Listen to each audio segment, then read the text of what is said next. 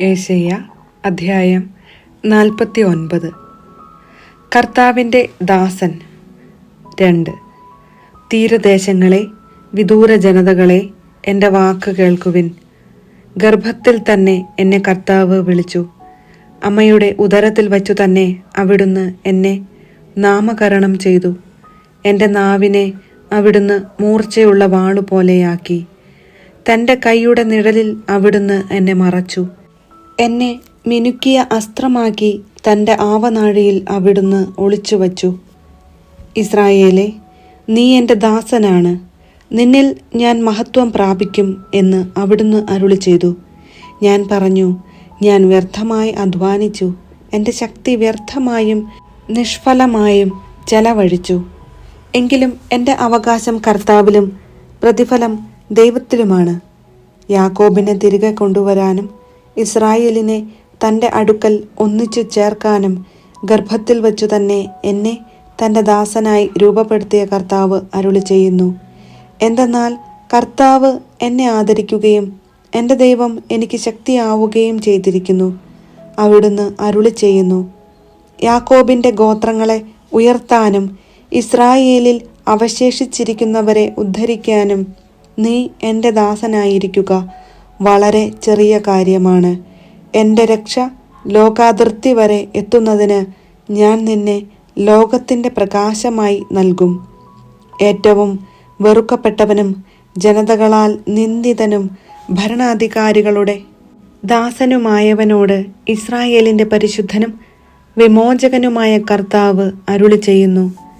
നിന്നെ തിരഞ്ഞെടുത്ത ഇസ്രായേലിൻ്റെ പരിശുദ്ധനും വിശ്വസ്തനുമായ കർത്താവ് നിമിത്തം രാജാക്കന്മാർ നിന്നെ കാണുമ്പോൾ എഴുന്നേൽക്കുകയും പ്രഭുക്കന്മാർ നിന്റെ മുൻപിൽ സാഷ്ടാംഗം പ്രണമിക്കുകയും ചെയ്യും. പ്രവാസികൾ ജെറുസലേമിലേക്ക്. കർത്താവ് അരുളി ചെയ്യുന്നു, പ്രസാദകാലത്ത് ഞാൻ നിനക്ക് ഉത്തരമരുളി. രക്ഷയുടെ ദിവസത്തിൽ ഞാൻ നിന്നെ സഹായിച്ചു.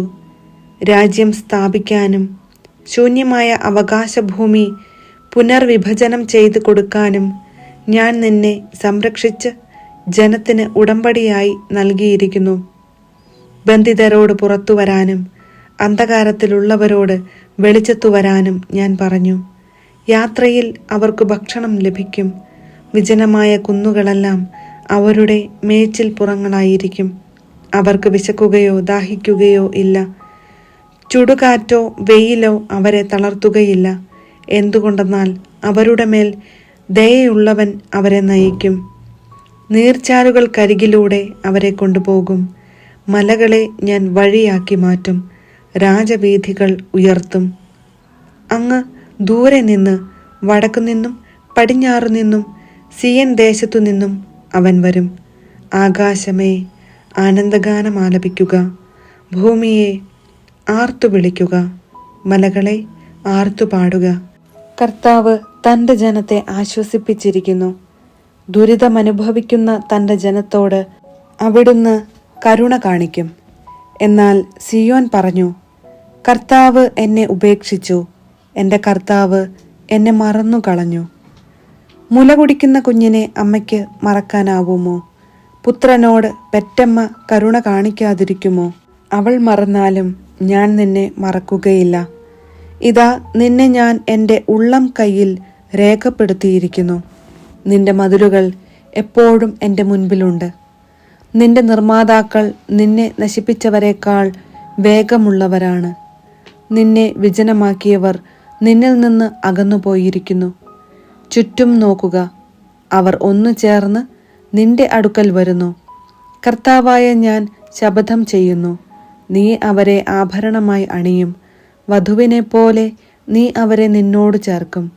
നിന്റെ പാഴ്നിലങ്ങളും വിജനദേശങ്ങളും കൊള്ളയടിക്കപ്പെട്ട സ്ഥലങ്ങളും അധിവാസത്തിന് തികയുകയില്ല.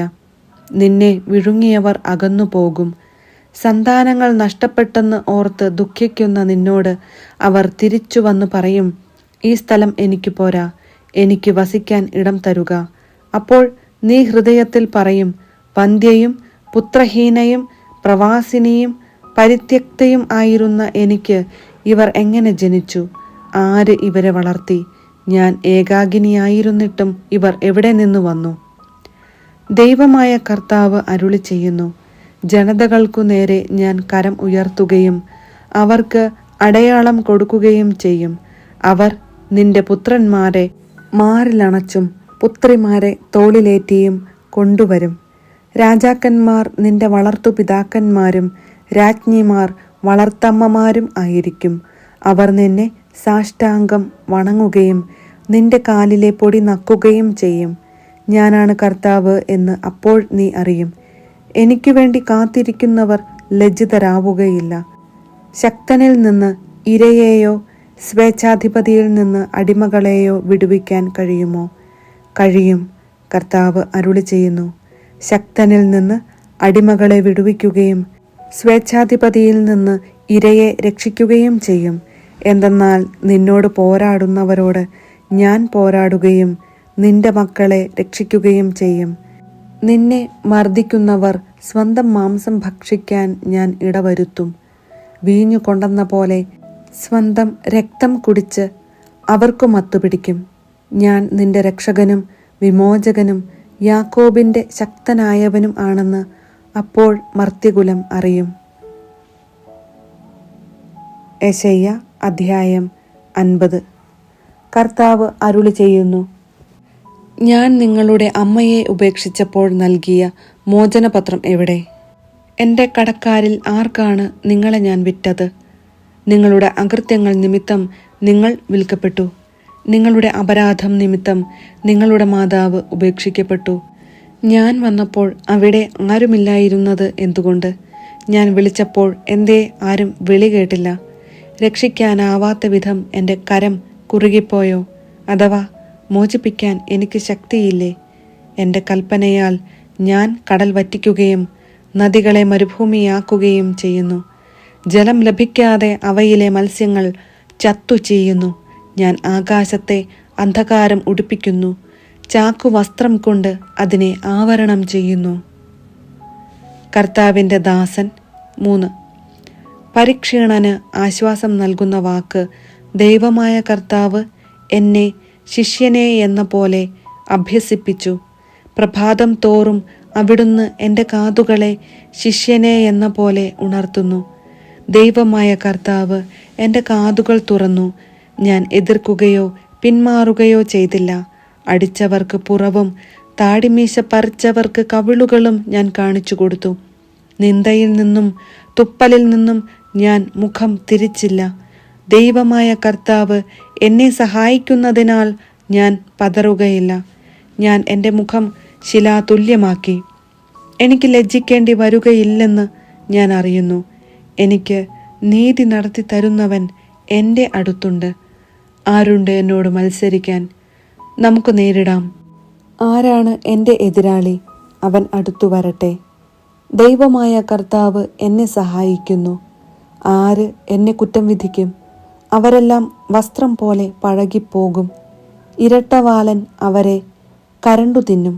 നിങ്ങളിൽ ആരാണ് കർത്താവിനെ ഭയപ്പെടുകയും അവിടുത്തെ ദാസന്റെ വാക്ക് അനുസരിക്കുകയും ചെയ്യുന്നത്? പ്രകാശമില്ലാതെ അന്ധകാരത്തിൽ നടന്നിട്ടും കർത്താവിൻ്റെ നാമത്തിൽ ആശ്രയിക്കുകയും തൻ്റെ ദൈവത്തിൽ അഭയം തേടുകയും ചെയ്യുന്നവൻ തന്നെ. തീ കൊളുത്തുകയും തീക്കൊള്ളികൾ മിന്നിക്കുകയും ചെയ്യുന്നവരെ, നിങ്ങൾ കൊളുത്തിയ തീയുടെയും മിന്നിച്ച തീക്കൊള്ളിയുടെയും പ്രകാശത്തിൽ സഞ്ചരിച്ചു കൊള്ളുവിൻ. നിങ്ങൾ പീഡനമേറ്റ് തളർന്നു കിടക്കും. ഇതാണ് ഞാൻ തരുന്ന പ്രതിഫലം.